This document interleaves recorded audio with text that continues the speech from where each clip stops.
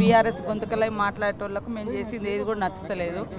బీజేపీని చేయమంటే దేశంలో సాధ్యం కాదని బీజేపీ నాయకులు ఇక్కడ సన్నాయి నొక్కులు నొక్కుతారు. మేము చేసింది మాత్రం అబద్ధమని ఒక దిక్కు బీజేపీ మాట్లాడతారు, వాళ్ళ ఫాలోవర్స్ వివిధ రూపాలలో ఉన్నోళ్ళు మాట్లాడతారు. కాబట్టి ఏం తప్పునో చెప్పమంటే చెప్పడం లేదు. 50 రోజుల కంటే ఇంకా ఎక్కువ టైం కూడా మొన్న కూడా ఇచ్చినాం కదా. సస్పెన్షన్ విషయంలో రాజగోపాల్ రెడ్డికి నేను వచ్చి ఇక్కడ తప్పులు ఉన్నాయో నేను చూపించడానికి నేను సిద్ధంగా ఉన్నాను, ప్లేస్ చెప్పమని రమ్మని చెప్పాను.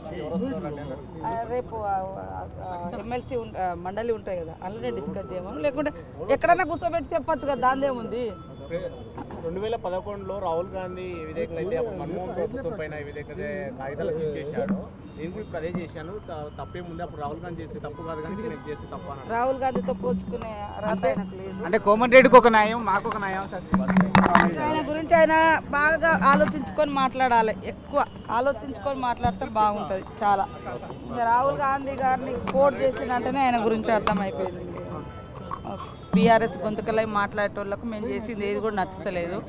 బీజేపీని చేయమంటే దేశంలో సాధ్యం కాదని బీజేపీ నాయకులు ఇక్కడ సన్నాయి నొక్కులు నొక్కుతారు. మేము చేసింది మాత్రం అబద్ధమని ఒక దిక్కు బీజేపీ మాట్లాడతారు, వాళ్ళ ఫాలోవర్స్ వివిధ రూపాలలో ఉన్నోళ్ళు మాట్లాడతారు. కాబట్టి ఏం తప్పునో చెప్పమంటే చెప్పడం లేదు. 50 రోజుల కంటే ఇంకా ఎక్కువ టైం కూడా మొన్న కూడా ఇచ్చినాం కదా. సస్పెన్షన్ విషయంలో రాజగోపాల్ రెడ్డికి నేను వచ్చి ఇక్కడ తప్పులు ఉన్నాయో నేను చూపించడానికి నేను సిద్ధంగా ఉన్నాను, ప్లేస్ చెప్పమని రమ్మని చెప్పాను. రేపు ఎమ్మెల్సీ మండలి ఉంటాయి కదా, అందులోనే డిస్కస్ చేయమని, లేకుంటే ఎక్కడైనా కూర్చోబెట్టి చెప్పచ్చు కదా, దానిదేముంది. 2011లో రాహుల్ గాంధీ ఏ విధంగా అయితే మన్మోహన్ ప్రభుత్వం పైన ఏ విధంగా కాగితాలు చేశాడు, నేను కూడా ఇప్పుడు అదే చేశాను. తప్పేముంది, అప్పుడు రాహుల్ గాంధీ చేస్తే తప్పు కాదు కానీ నేను చేస్తే తప్ప. రాహుల్ గాంధీతో పోల్చుకునే అంటే కోమటిరెడ్డికి ఒక న్యాయం, మాకు ఒక న్యాయం. ఆయన గురించి ఆయన బాగా ఆలోచించుకొని మాట్లాడాలి, ఎక్కువ ఆలోచించుకొని మాట్లాడితే బాగుంటుంది చాలా. రాహుల్ గాంధీ గారిని కోట్ చేసినంటేనే ఆయన గురించి అర్థమైపోయింది. ఓకే.